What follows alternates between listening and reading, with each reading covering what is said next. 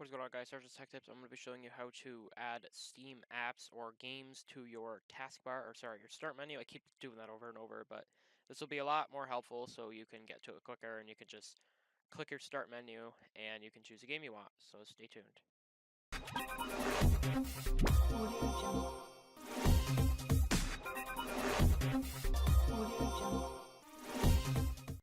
Alright, guys, so the first thing you want to do is go to the link in the description below. It's going to take you to this page here. So what you want to do is just click Get, click Open Microsoft Store. Should take you here, and then you're just going to go ahead and click Install. It probably won't take long to install.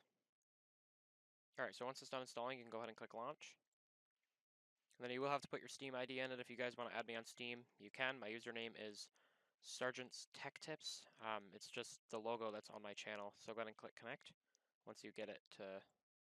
Alright, sorry. That's my Steam ID if you guys want to get up. I forgot I have it like that. I have to fix it. Haven't done it yet. So now you're just going to choose the icon you want on your taskbar, or sorry, your start menu. Let's say I want, where's Counter-Strike? Counter-Strike Go, right here. So just click here, and then this is the wide, medium, and small. So you can actually, like, if you want to get icons on the internet, you can, if you want to do that. So go ahead and click Pin Tile, click Yes.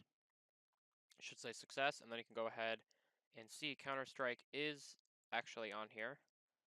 There isn't, you can do a wider one. So guys, that is how you install the Steam games to your start menu so you can get it to it easier. I hope you guys enjoyed the video. Drop a like if you liked the video. Drop a dislike if you did not like the video. Tell me how I did in the comments below. If you guys have any future videos you'd like me to do, let me know in the comments below as well. There will be all the links will be in the description below. Thank you guys for watching. I'll see you guys next video, and peace out.